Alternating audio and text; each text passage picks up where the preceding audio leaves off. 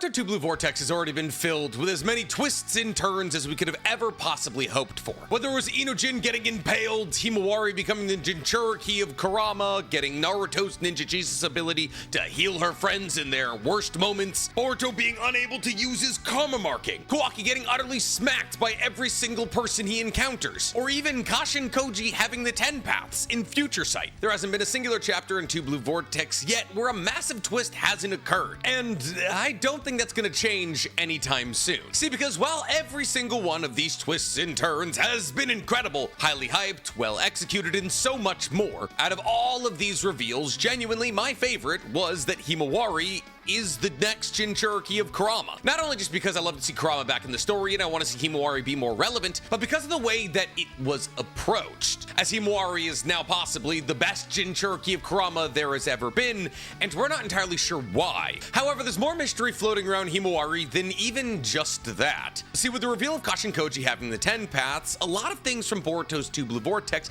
need to be re-looked at. There is a character who is very closely involved with the main character of the story who has the ability to see the future, and has had that ability since before the time skip. And while Boruto's only been with Kashin Koji for the last 2-ish years, this doesn't mean that Boruto should be any less privy to what the future looks like than Kashin Koji. And therefore, when anything happens to catch Kashin Koji or Boruto by surprise, we have to now ask the question, why didn't they know that? And that's really fun. See, because while some people could go, oh, this is just bad writing, Kashin Koji and Boruto had to seem surprised when big things happened so we wouldn't get suspicious of what they knew. Except that's not true, because they were acting incredibly suspicious prior to the reveal that Kashin Koji had the 10 paths. In fact, they acted so suspiciously that everybody basically hypothesized that somebody, somewhere, had future sight. Now, was I one of the few people who said it was Kashin Koji? Maybe, but we won't bring that back up. And therefore, because they were acting so suspiciously that everybody reading the manga assumed that somebody was able to see the future, and we have to look back at the moments where they were surprised with a fair amount of suspicion. And no moment was more suspicious than when it was revealed that there was Nine-Tails chakra in Konoha, as both Boruto and Kashin Koji seemed confused when it was revealed that Jura had come to Konoha looking for the Nine-Tails chakra, information they absolutely should have been privy to. But this lends to the question of why were they surprised? To which the answer might be that Himawari exists outside of the scope of the 10 paths. But not just Himawari, all nature energy. Yes, that's right, ladies and gentlemen, because today we're talking about the possibility that nature energy is Shinjutsu's one true weakness. And if that sounds familiar to you, well, yeah, so do a lot of things in Boruto. Because today, ladies and gentlemen, we're talking Himawari will save the world. But before we get into all that, guys, please, for me, like this video, subscribe to the page, and hit that noti bell. And if you're feeling particularly generous, go ahead and follow my other channel, The Weeb Commander, where instead of talking about Naruto and Boruto, I talk all other anime and manga. Or if you want to see me try to bring real-life challenges to the anime world, go ahead and follow the brand new channel that I just created with Stephen He, Chris Barnett, and Danny Mata called Anime IRL. Or if you want to hear me talk about anime and manga, go ahead and follow my anime podcast, Otaku's Anonymous, where me and Danny Mata break down everything that happened in anime and manga this week. It's available on YouTube, Spotify, and Apple Podcasts. But before we get into all that, today we got to talk about our favorite recurring sponsor to the page, DraftKings Casino. DraftKings Casino wants to bring you your favorite real money games directly to your fingertips. Whether those favorite live money games are blackjack, slots, roulette, live dealer games, DraftKings Casino offers over 300 options for you to play. And more real money games are added every single day, giving you more and more options just at your fingertips. On top of that, there's also a wide selection of DraftKings exclusive games, be they slots or blackjack games you can't find elsewhere. Ties into the fact that DraftKings Casino has also awarded over $100 million in jackpot winnings, and the package starts to get real enticing. However, if DraftKings Casino isn't available in your state yet, check out DraftKings Daily Fantasy app, where you have a shot at winning cash prizes all season long. So what are you waiting for? Head over to the DraftKings Casino app right now and sign up using the code NCHammer. Play just $5 and you'll receive instantly $50 in casino credits. Yes, that's right. All you have to do is play a minimum of $5 to instantly get $50 in casino credits with the code NCHammer. It's time to tap in. So, in the most recent chapter of Two Blue Vortex, it got revealed that Kashin Koji had the 10 paths. But the more important revelation from this chapter is the fact that Kashin Koji tells us that we've been narrowly avoiding what could be the worst possible outcomes on a tightrope of death. That is to say, the Kashin Koji, who's able to see all possible futures, identified that most futures ended up with Boruto being fed to a Ten-Tails and the world being consumed in the form of a chakra fruit. Now, whether or not those futures came from Boruto losing in combat against Kawaki and then Kawaki being beat down by Code, or Naruto losing in his titular battle against Ishiki, which led to Boruto once again being fed to a Ten-Tails and the consumption of a planet, the key takeaway here is that the Boruto world has been narrowly avoiding death. However, even though they've been narrowly avoiding death, they now currently exist in what's been identified as the worst possible future. A future where modified claw grimes are able to bite into the flesh of ninja around the world and create Shinju. However, as those Shinju haven't taken over the world quite yet, this future can't be identified as truly the worst possible outcome. And thus, we are still on this tightrope. But why? Why have we narrowly avoided so many of these disastrous fates? Is it because Boruto is being protected by Shibai? Maybe. We talked about that 2 videos ago. Or maybe many videos ago. I don't know if Cody's gonna save this video to be used when he's on break. Or it might just be because Boruto is the main character of the story, and therefore him dying wouldn't really serve all that well for the story being continued. And therefore any and all futures where Boruto ends up dead have obviously been avoided because Rider-kun needs him alive. And well, that's obviously the actual explanation. That doesn't give us an in-universe explanation. Now, the natural inclination here is to say that the reason that these worst possible futures have been avoided is the massive growth of Boruto. Whether it was Boruto being able to battle against Kawaki on even grounds when Kawaki tried to jump him, Boruto fleeing from Sasuke as he willingly sacrificed himself as the claw grimes closed in on him, or Boruto not dying at the hands of Ishiki, who got surprised by Bug and realized he had to save Hidari and therefore couldn't finish Boruto off. However, today I'd like to talk about a different possibility. The possibility that avoiding these terrible futures has nothing to do with Boruto. Rather, today I'd like to argue that the reason that we've narrowly avoided these futures wasn't Boruto, but Himawari. But a lot of you are probably saying, but Nick, Himawari has barely just become relevant. It got revealed that she was Kurama's Jinchuriki in like chapter 9. And a lot of these scenarios in which Boruto is fed to a Ten-Tails and the world comes to an end happened long before chapter 9. They happened in the Naruto versus Ishiki fight, or when Kawaki tried to jump Boruto. And you would be right, absolutely. She had nothing to do with either of those events. However, like the most beautifully melanated and well-drawn news reporter I've ever seen in one of the more recent MHA episodes, I'm gonna ask, can a butterfly flapping its wings in Brazil lead to a monsoon in Texas? What I'm asking is, what if there's a possibility that Himawari becoming the Jinchuriki of Kurama put us on this tightrope? The event of Kurama's chakra gathering inside of Himawari is what's guaranteeing that we won't see this worst possible future. And while this might seem like a somewhat insane thing to theorize about, genuinely everything about Himawari stands outside the norm. Not only is she the weirdest variation of a Jinchuriki we've ever seen, but a litany of people who should have known that she was going to become the Jinchuriki, or at least that Kurama's chakra was going to be passed on, didn't seem to know that. See, we've obviously already talked about the fact that when it's revealed that Jura is in Konoha looking for Nine-Tails chakra, the Kashin Koji, and Boruto look surprised. However, that's not the only fishy event surrounding Kurama's reincarnation inside of Himawari, as even Kurama seemed perplexed about the possibility of him reincarnating inside of Himawari. As when he was describing how he ended up there, he explained the process rather vaguely, saying no one knows how long it will take or where it might sprout, much less that it would be inside of his daughter, and this soon. And this moment reveals to us that even Kurama had no inclination where he was going to end up after the usage of Baryon mode. He appeared too soon, and appearing inside of somebody else is odd. It's not usually how a tailed beast's reincarnation works. However, these aren't the only odd moments surrounding Kurama's reincarnation. As when Momoshiki realized Kurama's true power in the battle against Naruto and Momoshiki, Momoshiki said, and I quote, "What a pity, Fox. You possess so much power,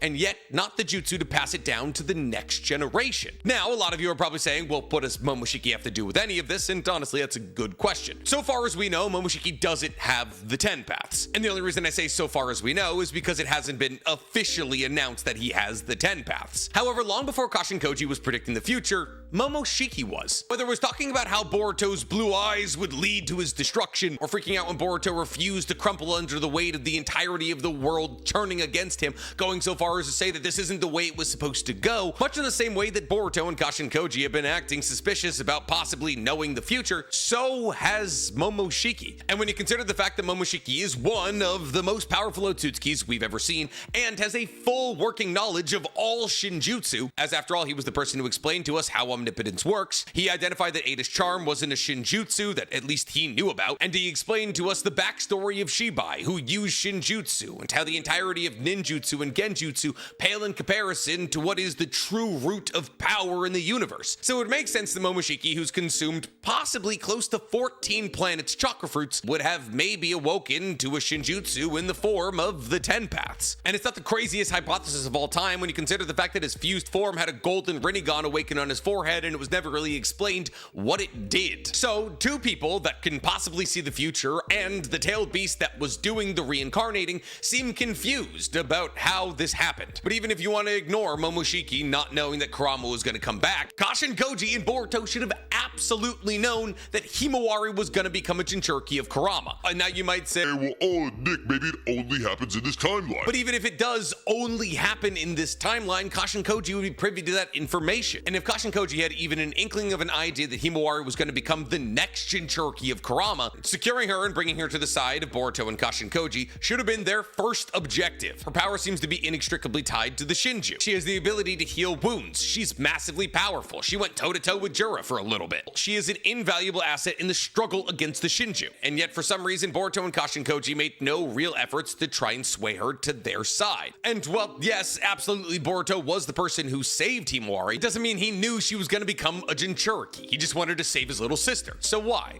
Why did Momoshiki, Boruto, and Kashin Koji all not know that Himawari was going to become the next Jinchuriki of Kurama? Well, of course, you can make the argument that, oh, there's so many possible futures. Maybe Kashin Koji and Momoshiki just overlooked this one. Or the 10 paths isn't all powerful. Maybe it doesn't show you all the futures. Or maybe it's too much data to collect. And all those are absolutely possibilities. They're boring ones. I find the much more compelling argument here to be the fact that Kurama, as an entity made entirely out of nature energy, might lie outside of the scope of the 10 paths. And this isn't the craziest idea of all time. Nature energy has never necessarily operated in a way that lined up with the rest of the universe's plans. In fact, nature energy has always seemed to be one of the more perplexing and unique abilities in the Naruto universe, or at least the channeling of it is. Now this point becomes doubly interesting when you consider the fact that Kurama represents more than 50% of the original 10 Tails chakra on Earth, and therefore Kurama, in a way, is kind of by extension just part of the 10 Tails. And the reason this is so incredibly interesting is the fact that nature energy seems to exist on Earth and wherever the Otsutsuki are from. Because the 10 Tails, which absolutely wasn't made on Earth, seems to be a mass of nature energy much akin to the mass of nature energy that exists on the planet that Naruto exists on. Nature energy seems to be an energy that ties the entirety of the universe together, and there might be an explanation for that. An explanation that falls under the umbrella of Shinjutsu. But before we get into that point, let's elaborate on what we're talking about just a little bit more. See, there's already proof that nature energy in some capacity or another seems to mess with Shinjutsu.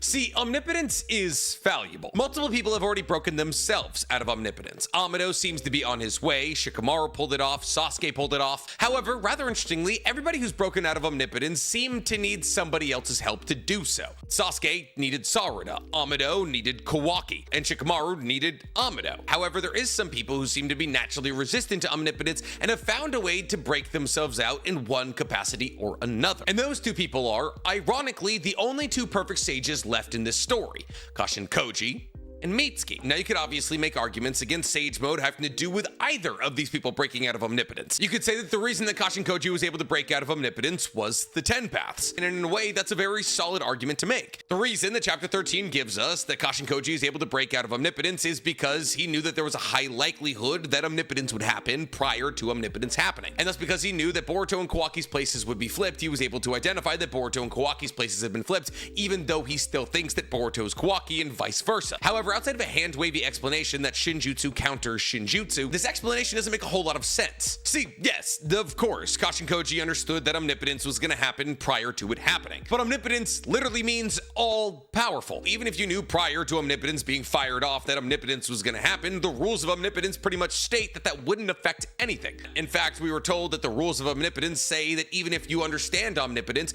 eventually omnipotence will retake over your mind. Even if the rules and what's been changed or explained to to you without a constant checkup on yourself, you will slip back into what was originally implanted in your brain. And omnipotence is so all-powerful that if people are shown a photo of Boruto, they think it's Kawaki. And therefore, just knowing prior that omnipotence was going to happen isn't enough explanation for me. However, I do believe that Kashin Koji's connection to nature energy through his perfect Ode Sage mode might have helped him in this process. And the reason I believe this is because of Mitsuki. See, I know a lot of you are probably saying, But Mitsuki isn't broken out of omnipotence. and you're right, not entirely. And some of you are also probably saying, but Nick, didn't you say that Kashin Koji and Mitsuki broke themselves out of omnipotence? But wasn't Mitsuki helped by Boruto? And once again, in that capacity, you are correct. However, the way in which Boruto helps Mitsuki begin to doubt what's in his mind has nothing to do with Boruto explaining omnipotence. It's simply Boruto telling Mitsuki that Kawaki is not his son, and that Boruto will be his son if he needs one. There's no mention of omnipotence or Shinjutsu or Mitsuki being brainwashed. Boruto just shows mercy to Mitsuki, and then Mitsuki begins to doubt what's in his own mind. And I think 2 out of the 5 people have managed to at least doubt omnipotence, being the 2 sages who managed to do it without being told they were brainwashed or being able to identify their craftsmanship on the wrong body, like Amado, might point towards the fact that Sage Mode might just have something to do with this. But if that's not enough to help the argument here, let's take it even further back. See, a long time ago, in a story called Naruto Shippuden, it was revealed to us that Sage Mode and Senjutsu Chakra were the only things capable of countering Kekkei Toda. Kekkei Toda, like the Sword of Nanabuko and expansive Trueseeker orbs. Everything else, Genjutsu, Ninjutsu, and Taijutsu, all fell at the hands of these Kekkei Toda, because these Kekkei Toda were said to be a combination of all 5 of the basic elements of chakra and yin and yang. In essence, the perfect, most powerful jutsu, usually reserved for usage by the Otsutsuki. And yet Sage Mode, because of its reliance on a different energy source that isn't tied into Kekkei Todas, and because the energy for Sage Mode comes from the chakra of the earth as opposed to the chakra of the body, Sage Mode, or the usage of Senjutsu Chakra, was the only weakness in the face of jutsu like expansive Trueseeker orbs. And thus Naruto was forced to use his Sage Mode, and Sasuke was forced to use the chakra given to him by Hagoromo, which was Sage of 6-Pass Chakra, which is why Sasuke was able to battle against the likes of Jubidara and Kaguya. Now, Kekkei Toda and their origins were never necessarily explained to us. Yes, it was explained what they were and how they functioned and what their weakness was, and it was explained that these jutsus were usually reserved for the likes of the Otsutsuki, but outside of that, that's the entirety of the explanation we got. However, I can't help but identify a rather startling amount of coincidences when it comes to explaining the Kekkei Toda and Shinjutsu, massively powerful jutsus reserved for usage by the Otsutsuki that are identified as the forefathers of all modern jutsu, something that humans with their loss of connection to their Otsutsuki bloodlines can no longer access. For all intents and purposes, that is exactly the explanation of Shinjutsu, and therefore I don't find it a stretch in logic at all to say that the Kekkei Toda used by the likes of Jubito, Jubidara, and Kaguya were most likely Shinjutsu. I mean, the Sword of Nanabuko was stated to have the power to destroy and recreate the earth, an ability that's intrinsically tied to either the 10 Tails or omnipotence. So if we're talking about creation level abilities that tie their roots back to the Otsutsuki, it feels safe to assume that the Sword of Nanabuko, expansive Trueseeker orbs, and even Ash all-killing Bone were Shinjutsu. And why wouldn't they be? They were jutsus specific to Kaguya that were passed down to her 2 sons in some form or another because they were half her, and Kaguya was a powerful Otsutsuki. So if Sage Mode was the only way to battle against these Kekkei Toda, could we stretch the logic there and say that Sage Mode might be the only way to battle against Shinjutsu? But why? Why would that be the scenario? Well, nature chakra is chakra of the earth, but it also appears to be chakra of the universe in some capacity or another. And like I said earlier, there might be a reason for that. See, when Kawaki and Ada fired off omnipotence, Momoshiki broke down to us, the reader, and Boruto what omnipotence is. And the exact words he used himself were omnipotence, an ultimate power only an all-knowing, almighty God can wield. The Shinjutsu of Shinjutsu, a programming language that gods were said to have used to create worlds. The will to make anything real. That is what omnipotence is. Now I want to focus on a specific part of what Momoshiki says here. A programming language that gods were said to have used to create worlds. Now outside of the fact that this scales omnipotence users to an insanely high level, this seems to hint at how the Naruto universe was created. This seems to imply that some of, if not all, habitable planets were created through omnipotence. And this is actually something that's been teased at prior in the Naruto universe, when in the late game of Naruto it was stated that the Ten Tails was the being that terraformed the earth. See, for as long as the Otsutsuki have existed in any capacity whatsoever, be they the Ten Tails, Kaguya, Momoshiki, Ishiki, Shibai, we have been playing with the idea that the Otsutsuki in some capacity or another created earth. And if we're being real, that kind of makes sense. See, let's imagine hypothetically, you're an Otsutsuki god. You want to see the propagation of the Otsutsuki race, or maybe you yourself just want to get stronger. And on top of all of this, you are immortal. So if you have omnipotence, the ability to make living, breathing planets that are bustling with nature energy and will slowly but surely get stronger on account of that fact, why wouldn't you make hundreds, if not thousands, if not millions of planets that you could eventually turn into chakra fruits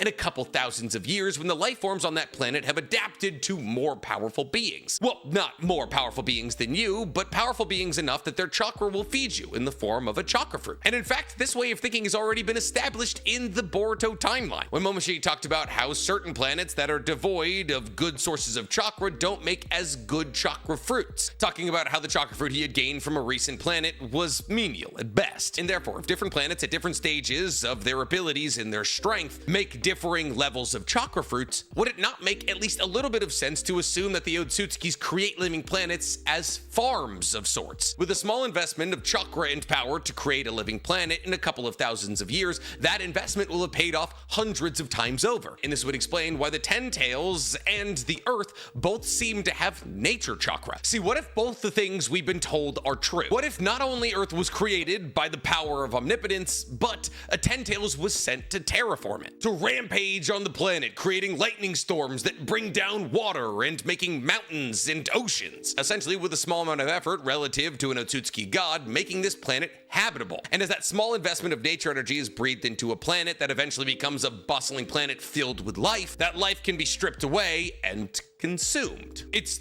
no different from how we raise cattle or pigs or goats for slaughtering. The small investment of water and oats to make a full-sized animal that turns into hundreds of pounds of meat is worth it in the long run. So what if the real reason that Sage Mode is effective against Keketotas and possibly Shinjutsu is the fact that everything created by omnipotence is bustling with the nature energy of the Otsutsuki? That in reality, the nature energy that runs through the earth is the power of the Otsutsuki. And therefore, those who are able to tap into it, like the Sage of Six Paths, Naruto, and so many others, are using the power of the Otsutsuki against the Otsutsuki. They are, in essence, using the invested power of the Shinjutsu of all Shinjutsu to battle against those who use Shinjutsu. They are using a diluted form of the power of the Otsutsuki gods to counteract other Shinjutsu. This not only explains why it was never revealed that Himawari was the Jinchuriki to those who use the Ten Paths, as that power being bestowed onto her as a nature energy bestowment isn't something that would be identifiable through the use of the Ten Paths. And this is why Himawari's power has been actively compared to that of the Shinju, because their symbiosis with the energy that's been used to create the entire universe, nature energy, is actively comparable to entities created entirely from nature energy in the Shinju. And thus Himawari's true strength in this story will be her ability to exist outside the bounds of Shinjutsu, and not only will this apply to situations like her existing outside of the bounds of the predictions of the Ten Paths, but also it will allow for her to overcome other Shinjutsu like Reflect. See, ever since chapter 75, when it was identified by Daemon that Himawari was the only interesting person in the entire village, it's been foreshadowed that they were gonna fight. And yet nobody out there seems to understand how Daemon can be defeated with his Reflect Shinjutsu, unless of course the way to overcome it is the usage of nature energy. Not only would this give Himawari a logical leg up in the battle against Daemon, but it would solidify the point that the usage of nature energy puts you beyond the bounds of Shinjutsu, or at least on par with it. And thus Himawari will exist as the representative of the Earth's energy in the Boruto timeline, which makes a whole lot of sense when you consider the fact that her older brother Boruto is the representative of the Earth's rotation. See, Boruto and Himawari will represent the power of the Earth, not only as two of the most important and powerful fighters on Earth, but as the actual physical representation of the two things that make the Earth strong, its rotation and its energy. And the both of them will use these respective powers, tapping into the power of the Earth to battle against Shinjutsu, as the only way to defeat Shinjutsu is with the energy that powers it. Nature energy. And I don't know about you, but that sounds like a great conclusion to Boruto. But I'm curious to hear from you guys. Do you believe that the idea that the Otsutsuki are creating planets as a long-term investment for nature energy to pay off in thousands of years is a feasible explanation for how the Naruto universe came to be? Or not? Tell me in the comments below. And why goes it down there? Please, for me. Like this video, subscribe to the page, and hit that noti bell. I'm gonna be entirely real. I saw a Reddit post that was like, hey, it's kind of weird that everybody was surprised about Himawari being a Jinchuriki. Like, these people who can see the future, why wouldn't they see this coming? And then I was just like, oh, the universe, it all makes sense now. Some call it a superpower, some call it the spectrum.